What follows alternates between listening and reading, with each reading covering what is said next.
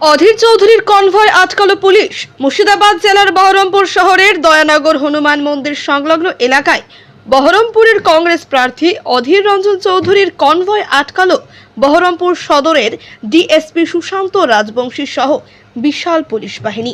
পুলিশের বক্তব্য, অধীর রঞ্জন চৌধুরী তার নিজের ব্যক্তিগত একটি গাড়ি এবং সিকিউরিটির একটি গাড়ি নিয়ে যেতে পারবে, তাছাড়া অন্য কোনো গাড়ি বা প্রেসের কোনো গাড়ি নিয়ে যেতে পারবে না। দীর্ঘক্ষণ বচসা শুরু হয় পুলিশের সঙ্গে অধীর রঞ্জন চৌধুরীর। ব্যুরো রিপোর্ট, চেতনা নিউজ। পুলিশ চিন্তিত নয়, আমরা নির্বাচন কমিশনের ভরসায় ভোট করছি। এখানকার পুলিশের ভরসায় এখানকার পুলিশের ভরসায় ভোট করে তৃণমূলের নেতা। আমরা ভোট করি কেন্দ্রীয় নির্বাচনের ভরসায়।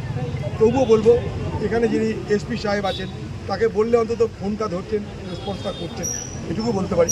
কিন্তু বাকি এখানকার যে নিচের স্তরের পুলিশ, তা তো জানেনই আপনারা, তৃণমূল পার্টির দলদাস হয়ে তাদেরকে চলতে হয়। নির্বাচন কমিশনের রোষে অধীর রঞ্জন চৌধুরী কেন? নির্বাচন শাসনের রোষে তার কারণে অধীর রঞ্জন চৌধুরী প্রশাসনের রোষে, মানে অধীর রঞ্জন চৌধুরীর দিদির রোষে আসা মানে যে প্রশাসনের রোষে পড়বে। যখন দিদি কাউকে টার্গেট করে তখন প্রশাসন তাকেই টার্গেট করে।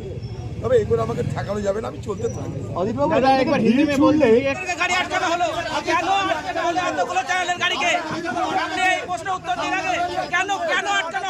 দাদা আপনার কাছে কি অর্ডার আছে? আপনার কাছে কি অর্ডার আছে দাদা?